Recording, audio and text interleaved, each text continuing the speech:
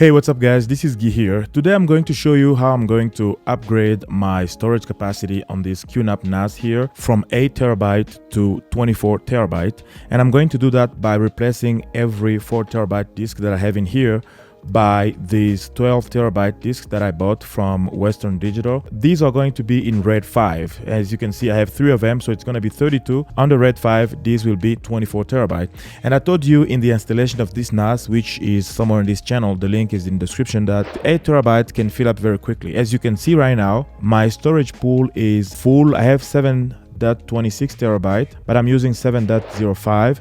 And right now I can't write anything anymore on this NAS. I can only read or delete. Even the disk mapping is failing. That's why I needed to increase the capacity. I tend not to lose any data. I don't want to lose data. I don't want to delete data. I always keep it. And I also have this other QNAP that is my backup QNAP. And I'll also make sure this is increased as well. And I bought this 8 terabyte Seagate external backup drive to back up everything I have in the NAS.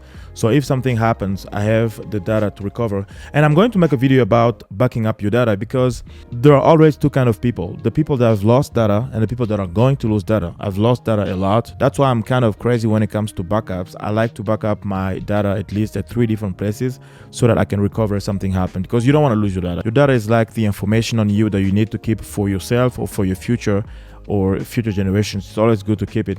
The process to upgrade is very easy and very interesting. We are going to replace the hard drives one by one. I need to go under storage pool, manage, and from here you can see that I have 3 4 terabyte drives, and I can go under manage and then replace disks one by one. That's what I'm going to do. I will open this and make these hard drives available, or I'll open them to be ready to be removed. I'll just flip it like this. So we have the drives 1, 2, and 3. And then I'm going to grab the disk number 1 and hit change to change the disk. And it says that I can remove the disk now. So I'm going to go ahead and remove the disk number 1 and replace it by the new one.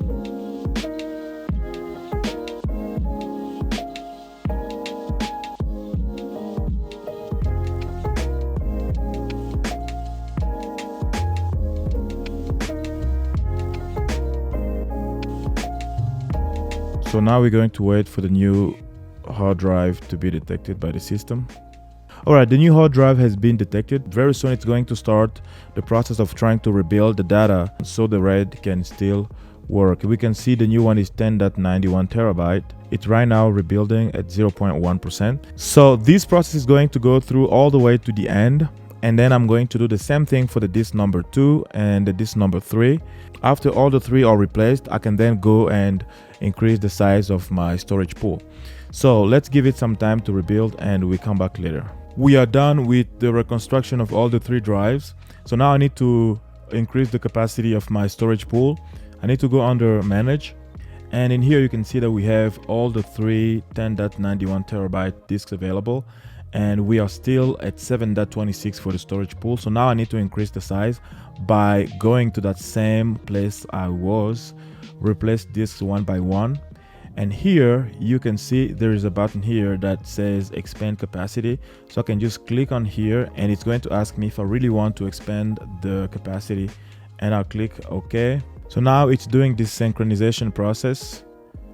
It says it's going to take 12 hours. What the hell? Alright, so the synchronization is over, and now you can see that the storage pool is now at 21.8 terabyte, but the volume is still 7 terabytes. So what I have to do now is increase the volume. So I need to go under manage, action, resize volume, and then I can set the volume to the maximum size of the pool.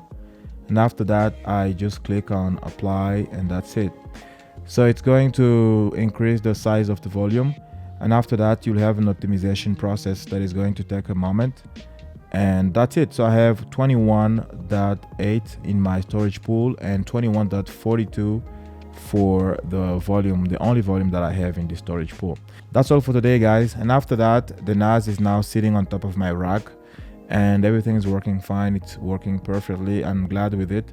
And I'm able to do the backups of my Windows computer, of my MacBook, my 2 phones, and everything I have in my network. And 24 terabyte is is a lot of storage. Thank you for watching, and if you like this, don't forget to like the video on YouTube, subscribe to the channel. Also follow me on Facebook, Instagram, and Twitter. If you are studying for the Cisco CCNA 200-301, I have a course on KBTrainings.com, going from zero to engineer. It's going to help you start to boost your career in the field. Thank you so much, and I'll see you in the next one. Take care and bye.